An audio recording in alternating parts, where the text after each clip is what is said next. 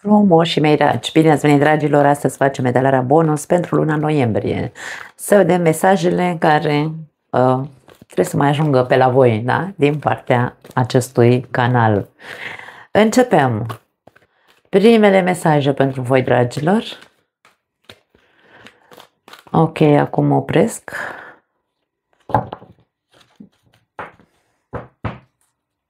Primul mesaj, schimbare, încredere și flexibilitate. La capătul cărților, rezistențe. Wow! Ok. Unii dintre voi rezistați sau, mă rog, vă mai aveți niște rezistențe, ca să zicem așa, în a face anumite schimbări în viața voastră. Schimbările voi știți unde trebuie să le faceți sau de ce sunt legate aceste schimbări. Ideea este că, într-un fel sau altul, vi se spune să începeți să vă flexibilizați acele rezistențe, da?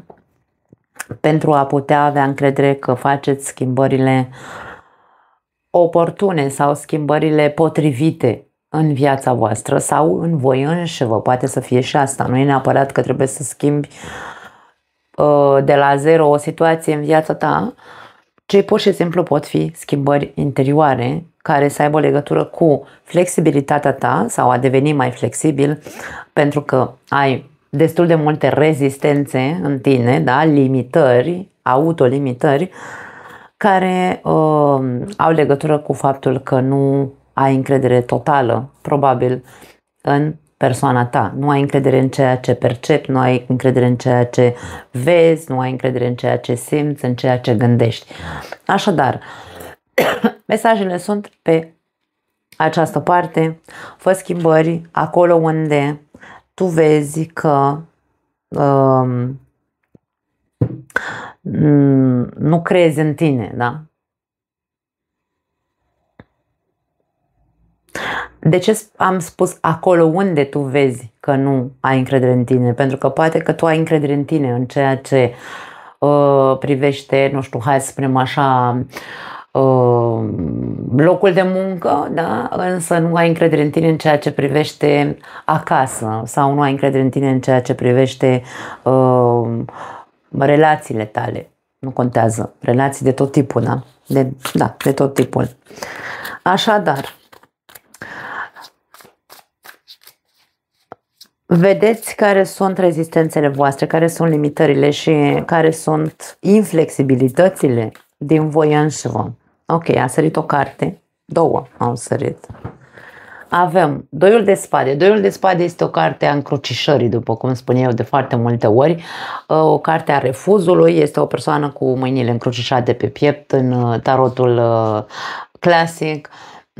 Aici ne arată o persoană cu o fașă la ochi, da, legată la ochi și e așa într-un fel de răscruce de drumuri, da, are două căi, una într-o parte, una în cealaltă parte, unde ne vorbește de o anumită indecizie în ceea ce te privește.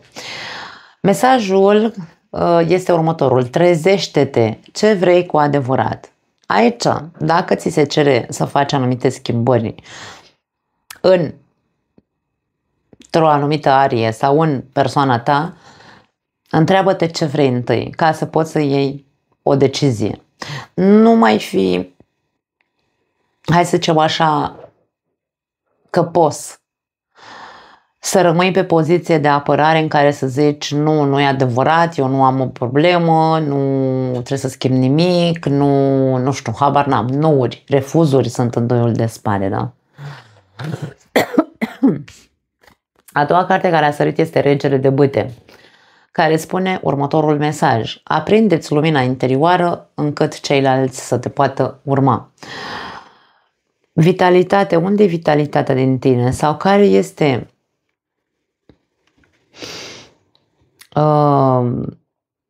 unde-i focul? Unde-i focul care arde în fiecare dintre noi, da? Focul înseamnă dorință, chef, să fac ceva, să îmi trăiesc viața într-un anume fel. Unde este aprinde-l din nou aici, este despre acest lucru, da? Pentru că aici pare că din cauza faptului că tu nu mai ai acel foc, acea dorință interioară de a face anumite lucruri și nici nu vezi și nici nu știi ce vrei cu adevărat și nici nu vezi că ai anumite rezistențe sau inflexibilități,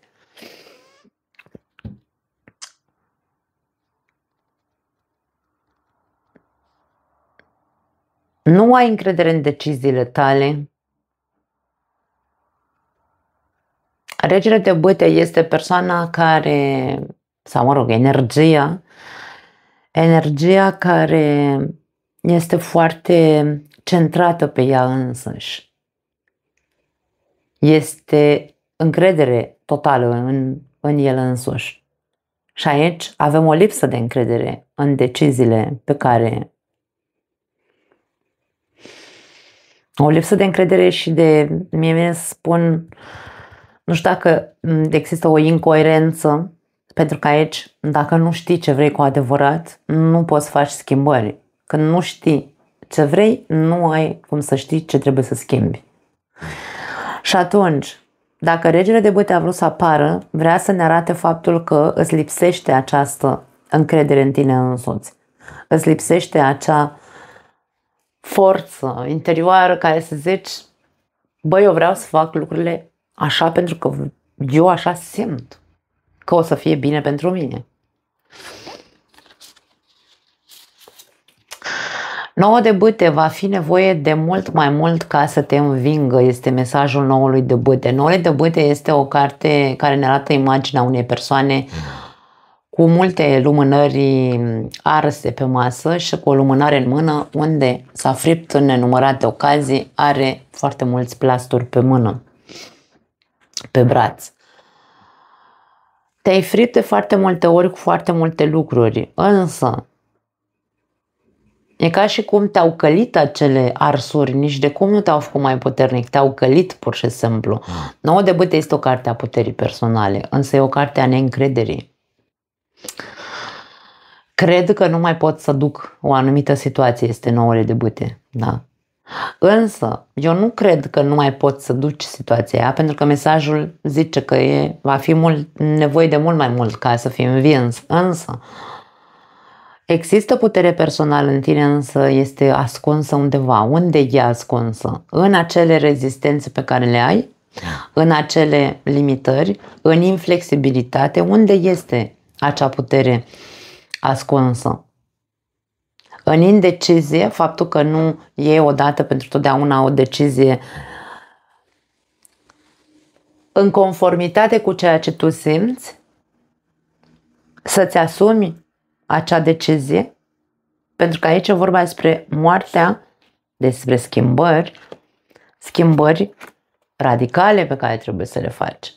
Schimbări radicale care au legătură cu faptul că tu nu ai încredere în tine, cu faptul că tu nu ești flexibil. Da. La capătul cărților avem nebunul. Wow! O nouă cale. Mesajul zice în felul următor: riscă, pentru că fiecare dimineață este un nou început. Poate că ar trebui să-ți asumi un risc, să te asculți odată pentru totdeauna pe interior acel rege de bâte, acea încredere, acel foc care arde în tine. Ascultă-te odată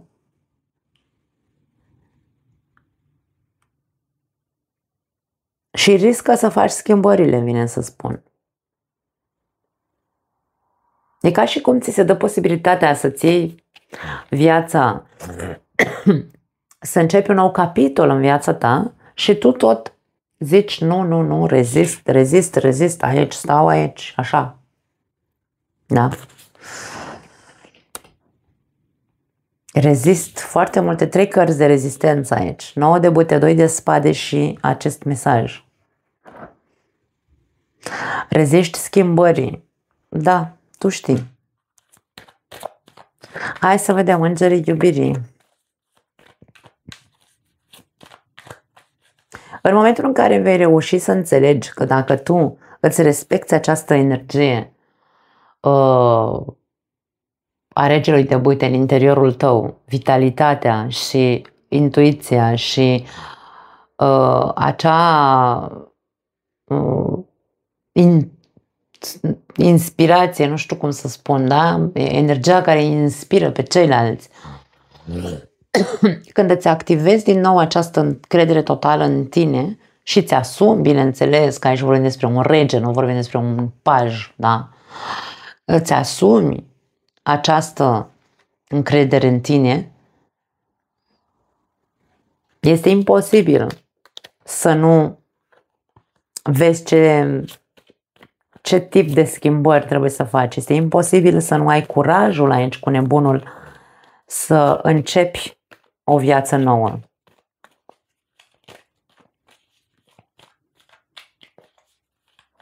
Da. Iubire necorespunzătoare sau, mă rog, nu... E aici ca și cum pe plan amoros nu te simți iubit. Nu există suficientă chimie pentru ca această relație să dureze.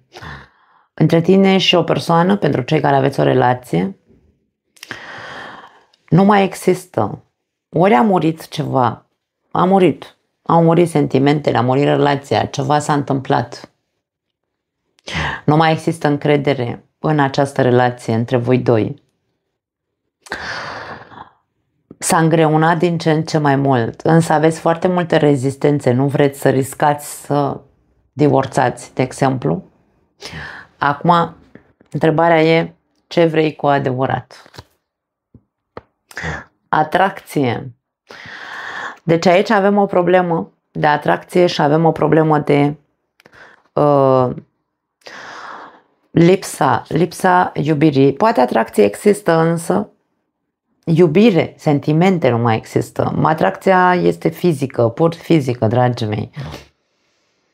Nu știu dacă se pupă una cu alta, ce vreau să zic aici. Dar aici pare că atracție există, însă iubire nu.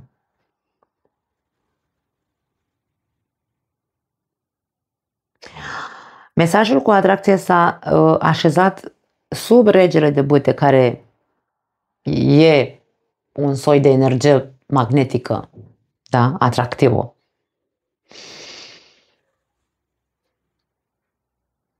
Următorul mesaj este trădare. Wow! În această relație, unul dintre cei doi poartă masca trădătorului.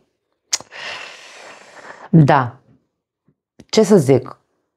Eu nu am de unde să știu cine pe cine a trădat. Ori tu, ori celălalt, aici a existat o trădare. Cineva a avut o aventură, probabil. Poate în continuare există această aventură la activ.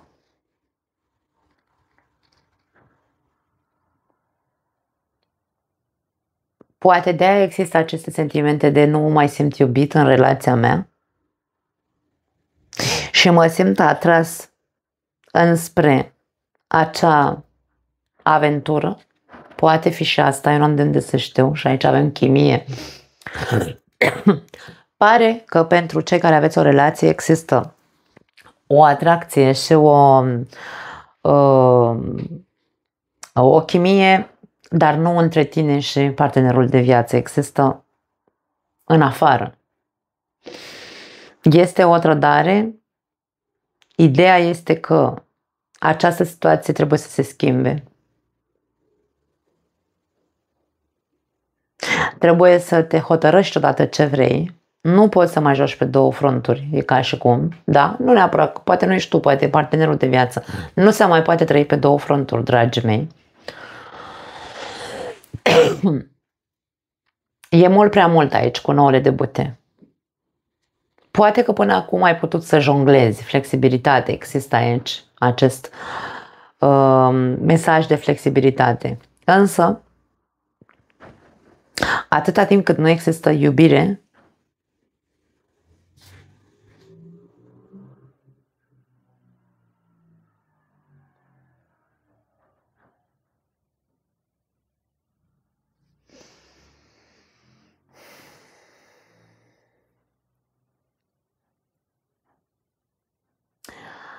Acum, mă întorc la ce am spus la început. Nu există sentimente de iubire, însă există atracție pentru unii dintre voi. Încă există atracție și chimie între tine și partenerul de viață, chiar dacă nu mai există iubire. Ori tu nu mai simți că nu-ți mai iubești partenerul, ori simți că nu mai ești iubit de partener, însă există în continuare atracție. Poate fi, hai să spunem, o imagine de falsitate, o relație falsă, da? Rămânem împreună pentru că, uite, nu avem, Domne, putere niciunul dintre noi, avem multe rezistențe, nu avem putere niciunul dintre noi să riscăm și să zicem gata, hai să terminăm relația. Nu vrem să acceptăm faptul că ceva a murit în relația noastră, rămânem în continuare ne leagă în continuare doar partea fizică, pentru că încă mai avem sex împreună, da? Sau mai facem sex împreună, însă aici există acea imagine, dacă a murit ceva între voi, a murit din cauza unei trădări. Că mai există sau nu trădarea, pentru unii dintre voi da, pentru alții dintre voi nu, eu nu am de unde să știu care cu care. Însă cam asta este imaginea. Întrebarea cea mai importantă este: ce vreți cu adevărat? Treziți-vă, observați-vă, vedeți ce schimbări trebuie făcute în relația voastră, în comportamentul vostru, în comportamentul amândorura, mă refer. Da? Care este, bineînțeles, aici nu mai există inflexibilitate și lipsă de încredere și în același timp foarte multe certuri, poate foarte multe rezistențe în a vă despărți. Este momentul să începeți să vedeți anumite lucruri și să vă hotărâți ce vreți să faceți cu această relație. Nu pot să spun altceva. Pentru cei singuri, aș spune că schimbările la voi au legătură cu, după cum am spus de la început, cu această încredere în sine. Ce căutați voi cu adevărat sau ce vreți voi cu adevărat în ale iubirii? Pentru că aici pare că ați avut o relație în care voi v-ați simțit trădați, poate ultima relație din care ați ieșit, ați fost trădați, nu v-ați simțit iubiți, încă există între voi și acea persoană sau a existat întotdeauna o chimie foarte bună, ca și cum, Doamne, ne înțelegeam brici, ne înțelegeam din, nu știu, din priviri, cum se spune la noi, însă nu a existat sinceritate. Că a fost din partea ta, că a fost din partea celuilalt, eu nu am de unde să știu. Aici e vorba despre faptul că acea relație nu s-a terminat frumos. Tu ai rămas cu anumite, hai să le numim, rezistențe în a intra într-o altă relație. Nu mai ai încredere în oameni, să spunem așa. Însă aici se spune, ba da, dacă tu faci niște schimbări în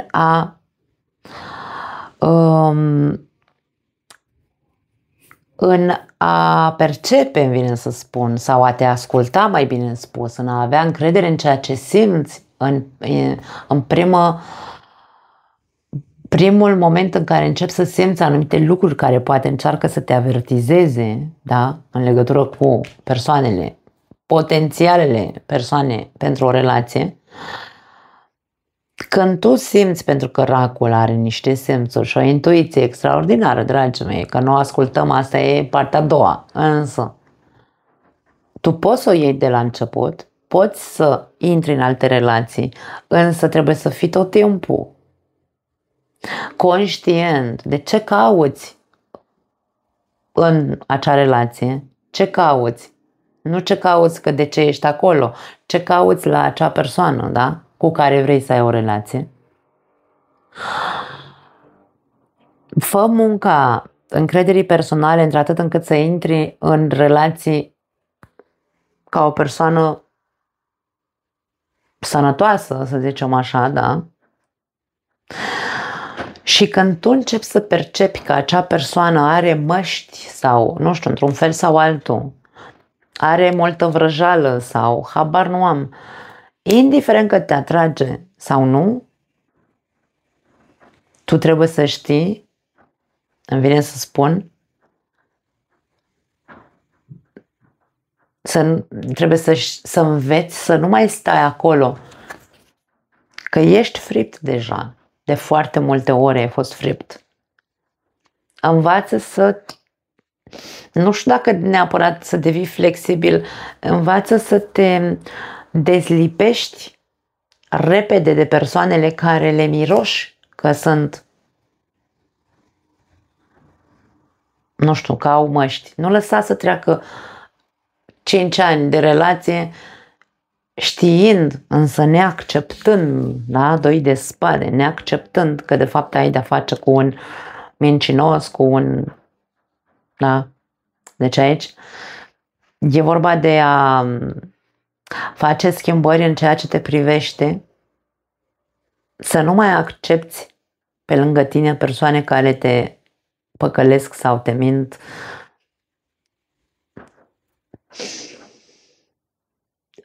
Mințindu-te tu la rândul tău, de ce nu? Un autosabotaj, mințindu-te tu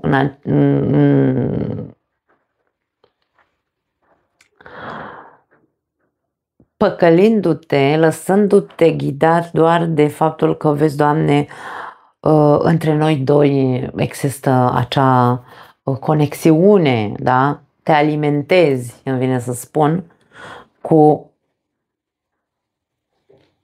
acea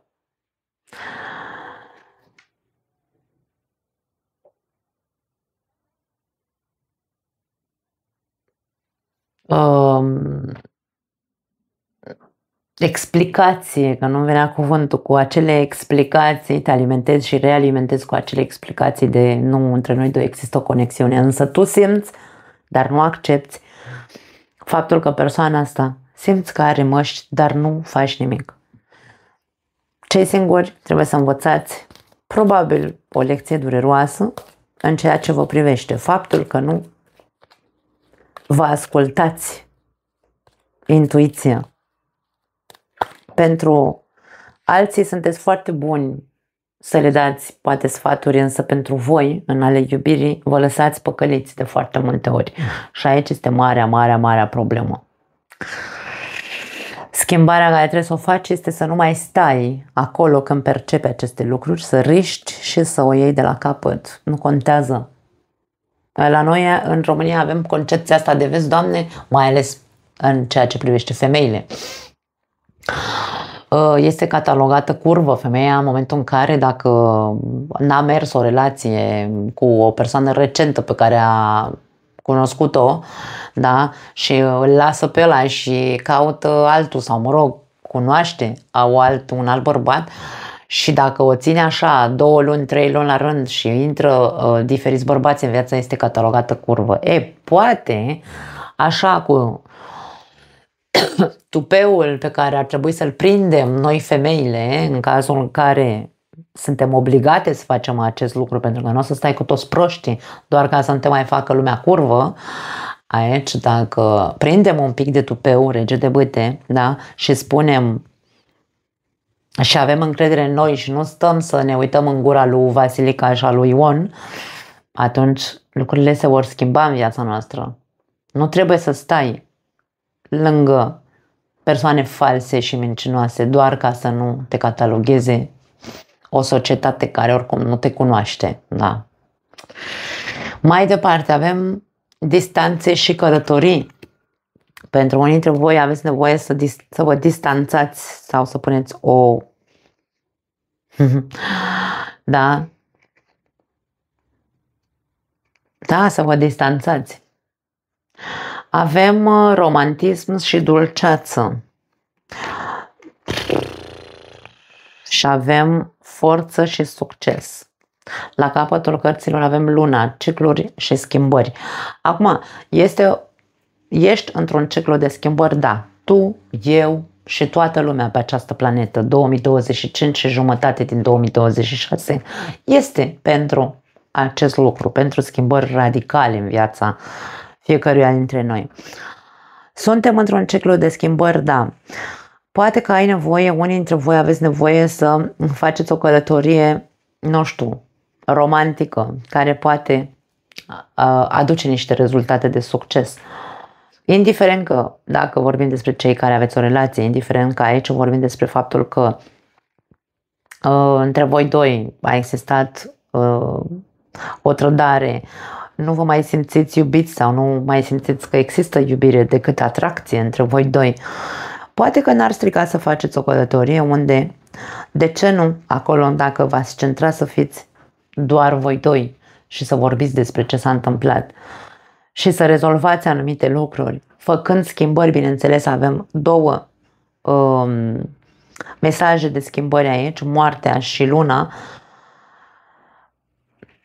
Poate că vă veți recupera într-un fel sau altul relația. Pentru cei singuri, dragii mei, aici mi-e bine să spun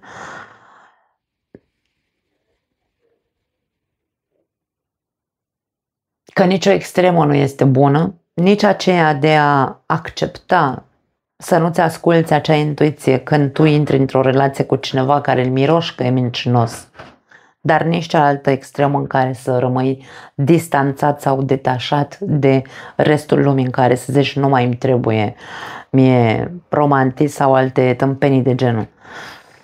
Acum, poate că pentru unii dintre voi, cei singuri, dacă aveți programată vreo călătorie, e posibil să cunoașteți pe cineva în această călătorie. Important este ca voi să rămâneți pe poziție de putere personală.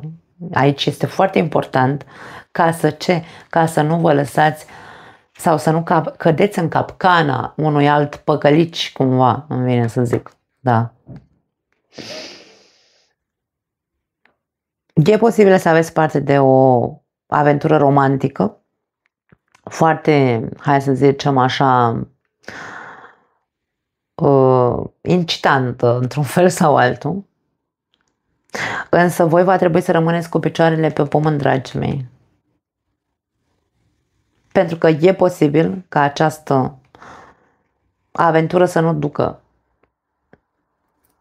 să nu fie decât un fâs, să fie o mare atracție și chimie între voi doi, însă să se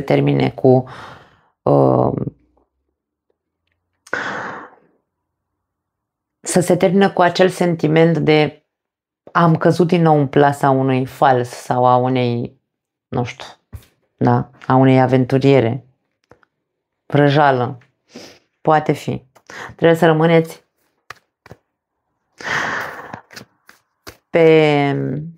de aia trebuie lucrat aici, că de aia spune schimbare în ceea ce privește încrederea în tine. Până nu îți recuperezi puterea personală, probabil că vei da peste o grămadă de păcălici. Nu pot să zic altceva, în ale iubirii, da? Da. Mai departe, ce mesaje mai avem? Hai să vedem.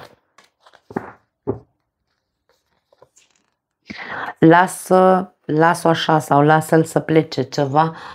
Aici avem un copac în flăcări, această persoană e tristă, plânge, e îmbrăcată în rochie de mireasă, e ca și cum apare, e o rochie elegantă, da? Această persoană este tristă, are o coroniță neagră pe cap, e ca și cum plânge după cineva care nu mai este, cineva care, nu știu dacă e vorba despre faptul că aici pentru unii dintre voi ați avut nu știu, ați pierdut persoana iubită, însă aici e vorba despre o pierdere. Nu contează că vorbim despre iubire sau nu. O pierdere, după ce plângi, lasă să plece din viața ta, din interiorul tău, acel lucru care nu mai există. Ce s-a ars, ducă-se, să se aleagă scrumul, cum ar veni, da? Dacă a rămas doar scrum, de ce mai insiști să tot plângi după acel ceva? Nu are sens, nu face sens. Îți poți manifesta toate dorințele. Da. Și tu și eu, cu toții suntem, așa cum zic mereu, ne naștem cu o energie de magician înăuntru nostru. Noi putem să manifestăm ceea ce ne dorim. Ideea este ce vrei cu adevărat. Marea întrebare din această etalare este ce vrei cu adevărat. și fă schimbări. Dacă tu nu lași să plece din tine, din viața ta sau din sufletul tău anumite lucruri sau din tine lucruri care nu îți mai folosesc și le tot ții acolo, da? Ai rezistențe, nu vrei să renunți la ceva anume din tine, nu vei putea manifesta ceea ce îți dorești. Tu poate că ai multe dorințe de manifest sau vrei să manifesti multe chestii. Până nu lași să plece din tine sau din viața ta ceea ce e dus de mult sau nu ți este de folos, degeaba avem mesaje că poți să manifesti ceea ce îți dorești. Frânează, ți se spune, frânează ritmul și celebrează viața. Bucură-te de viață.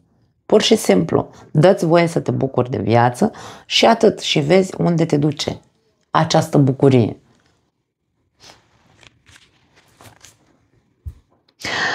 Nu-ți fie frică să cânți, avem la capătul cărților. E ca și cum, de ce ți este frică să spui ce, nu știu dacă e frică neapărat, atenție, că nu vorbim aici dacă suntem lași sau nu. Vorbim despre rezistențe. Rezistențele înseamnă frâne, frici, da?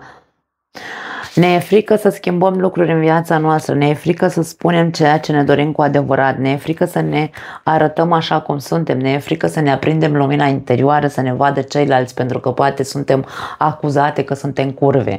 Ne e frică să, nu știu, să spunem nu mai vreau acest lucru, ne e frică de foarte multe ori avem foarte multe rezistențe, ne e frică să renunțăm la ceva ce am pierdut de mult sau ceva ce ne împiedică ca viața noastră să se schimbe. Care sunt fricile tale? De ce ți-e frică să ți se audă vocea?